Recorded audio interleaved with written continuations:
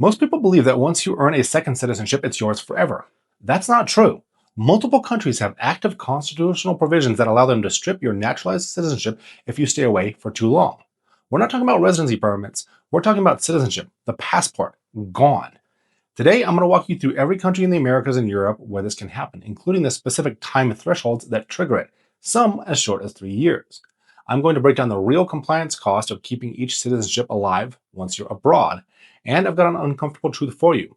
One of the countries doesn't just revoke your citizenship for being away for too long, it revokes it permanently. No reapplication, no second chance. It's written into their constitution. Now, these aren't proposed laws, these are active provisions. Some have been on the books for decades. When countries grant naturalization, they're making a bet. They're betting that you're going to stay, to contribute, to build a life there. These absence provisions are the enforcement mechanism behind that bet. They were written in an era where living abroad meant emigrating permanently.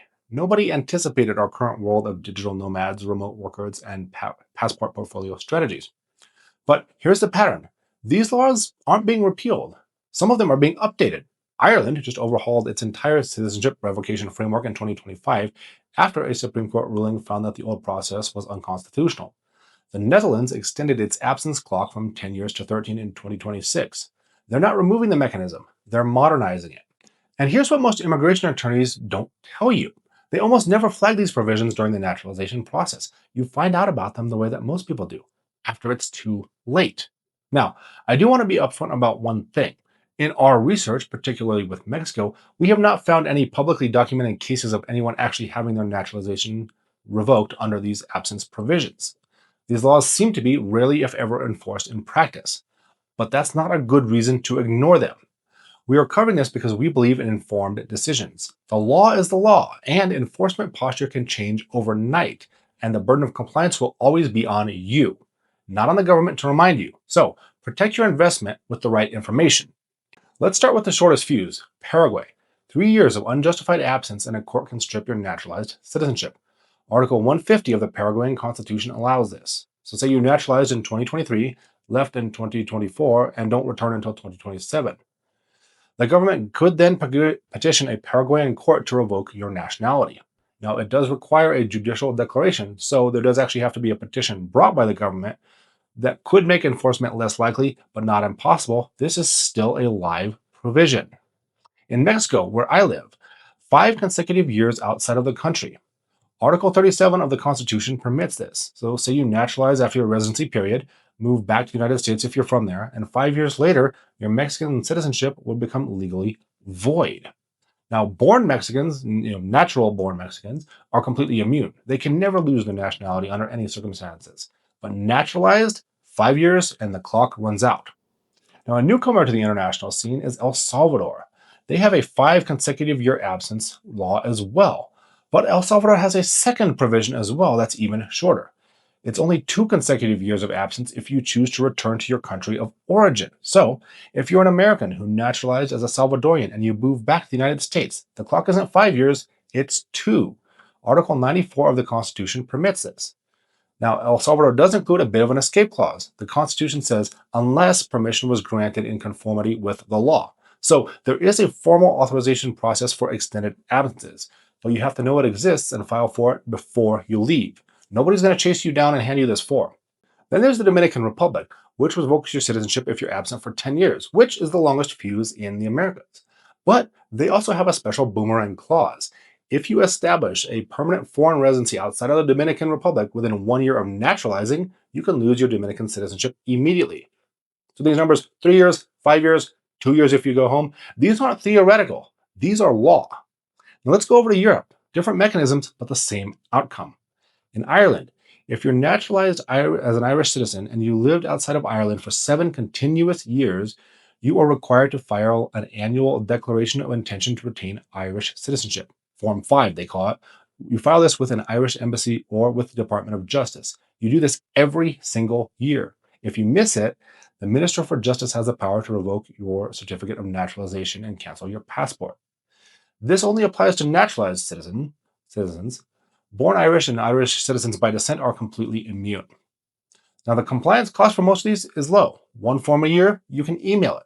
But the cost of forgetting is your EU citizenship and your right to move around the EU Schengen area. Your right to live and work in 27 countries. Gone because of a form that most people don't know exists. Now, here's what makes Ireland interesting. In 2024, the Irish Supreme Court ruled in the Marsh case that the old revocation process was unconstitutional. The minister was both initiating and adjudicating the proceedings, which violated natural justice. So, Ireland rebuilt the framework. They didn't cancel it. As of April 2025, there is now a right to be heard and an independent review before the cancellation. They did not eliminate the revocation power, they gave it more potent teeth. Now, mainland Europe, there's the Netherlands. This one hits digital nomads and retirees hard.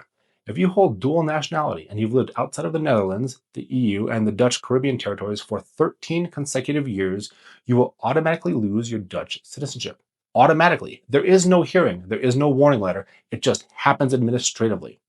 But the fix is simple. Renew your Dutch passport within that 13-year window. But the clock runs on that issue date, not the application date, and processing can take up to 3 months. If you miss the window by a week, you're no longer Dutch. Thousands of people have lost their citizenship this way without even knowing it. And as always, compliance is your responsibility. Now, down in the Mediterranean, there's Cyprus. 7 years of habitual residence abroad, and the Council of Ministers can revoke your naturalized citizenship under Section 113 of the Civil Registry Law. Malta has a similar administrative mechanism for naturalized citizens. So, Ireland makes you file paperwork every year. The Netherlands makes you renew your passport once every 13 years, which shouldn't be a problem because they last for 10 years. But both are shockingly easy to forget when nobody tells you that the rule exists at all. So, how do you protect yourself? The answer is different for every country, but the principle is the same. Know your obligation before you leave. In Ireland, it's the annual Form 5. In the Netherlands, it's passport renewal within a 13-year window. And be sure to start these processes early. Time is your friend when you start early. Now, in El Salvador, it's filing for permission for an extended absence. In Paraguay, maintaining documented ties to the country can support your case that any absence is justified. Things like continuing to run a business, own a property, pay taxes. Now, every single one of these provisions has a compliance path. The problem is that nobody hands you a checklist when you naturalize. You have to build it yourself. So, where does this leave you? There are two types of people watching this video right now. The first type already holds a naturalized citizenship somewhere and lives abroad. If that's you, you need to audit every obligation attached to your status today. Not tomorrow, do it today because the clock might already be running. The second type is building a passport portfolio, collecting second citizenships as strategic options. If this is you, this changes how you should evaluate your targets. Not all citizenships are created equal.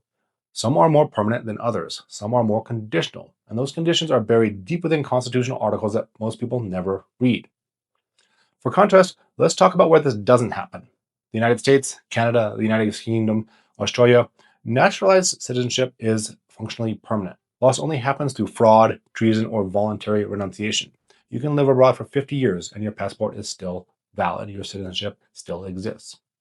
Most of Europe is the same outside of the 10 countries that I've listed in the description to this video. And of course, in countries like Panama and Mexico, for natural-born citizens, nationality is constitutionally protected forever. Mexico's constitution explicitly says that being born Mexican can never be taken away from you, period. So this is why when we work with our clients at Evolution Expats, the durability of citizenship is just as important as the path to obtaining it. A passport that requires annual filings or periodic renewals to maintain isn't the same asset as one that is unconditionally permanent. This is the part of the conversation that nobody else on YouTube is having. Everyone talks about how to get a second passport. Nobody talks about what happens if that passport gets revoked after you already have it or how to prevent it. On this channel, we've covered how residency programs keep getting harder. Paraguay tightened its presence requirements just a few months ago. Panama's Friendly Nations visa went from $5,000 to $200,000. And Portugal just doubled its naturalization residency requirement to 10 years. Programs get harder over time. They do not get easier. But now we're seeing that the risk isn't just at the front door anymore. It's also at the back door. The citizenships you earn can have strings attached to them that nobody mentions when you sign up. Diversification isn't just about having multiple options. It's about having durable options. If you're building a multi-country strategy, you need to know which citizenships are permanent and which ones come with strings. So grab one of our do-it-yourself guides or book a strategy call. The people who plan ahead are the ones who don't get blindsided by these requirements. Most people assume, though, that if you lose a citizenship through these technicalities, you could reapply. You could go through the process again. You could pay the fees again and start over. And in most countries, that is roughly true. Painful, expensive, time consuming, but still possible. El Salvador, however, is not one of those countries. Article 94 of the Salvadorian Constitution doesn't just say that you can lose naturalized citizenship for a prolonged absence. It says, and I'm reading directly from the constitutional text, anyone who loses nationality in this manner cannot recover it.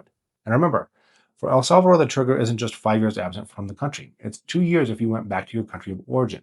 2 years back home and you lose Salvadorian citizenship permanently and forever. That's the most aggressive citizenship revocation provision I have found anywhere in the Western Hemisphere. And El Salvador, they didn't invent the idea. The Netherlands had almost the exact same philosophy until 2003. Under the original 1985 Dutch nationality law, if you were born outside the Netherlands and you moved back to your country of birth while holding dual nationality, you lost your Dutch citizenship after 10 years, specifically because you went home. They weren't counting general absences. They were counting whether or not you went back to where you came from. Thousands of Dutch citizens lost nationality in this way without realizing it. In 2003, however, the Netherlands dropped the country of origin trigger and replaced it with a broader 13-year clock for all dual nationals outside of the EU. Mexico's nationality legislation has a similar thread. Some interpretations distinguish between general absence and returning to your country of birth. The message these countries are sending you is the same. We give you a citizenship, and if you went back to where you came from, you clearly didn't want ours. And even where recovery is technically possible, it's not a formality. In the Netherlands, you'd have to restart the full naturalization process, which means years of residency, taking the language tests again, the entire pipeline. In Paraguay, you'll need to repetition through the courts. So think about what you actually lose. You don't just lose the passport. In the case of Ireland or the Netherlands, you lose EU access, visa-free travel to 190 countries, the right to live and work across an entire continent, and you lost it because you forgot to file a form or renew a document.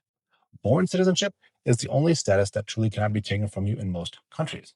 If you're relying on a naturalized citizenship as your safety net, make sure you understand the maintenance requirements because citizenship is not always forever. Paraguay just tightened its residency enforcement. Portugal doubled its naturalization timeline.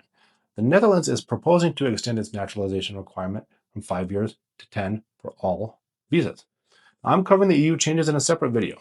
Check the card right here and check back on our channel for regular weekly video updates. But this pattern is unmistakable. Countries are tightening at every stage. It's getting harder to get in. It's getting harder to stay. And now it's getting harder to keep what you earn. The era of easy second passports with zero strings attached, that's a memory. The best time to audit your citizenship strategy was before you moved abroad. The second best time is today. Know what your passport requires of you. Know what happens if you don't comply. And if you need help mapping out a strategy that doesn't fall apart because of a form you didn't know existed, follow the link in the channel description. We'll build you a custom plan with no surprises now or down the road. Remember, the right information makes it all possible. I'm Brad with Evolution Expats, and I'll see you in our next video.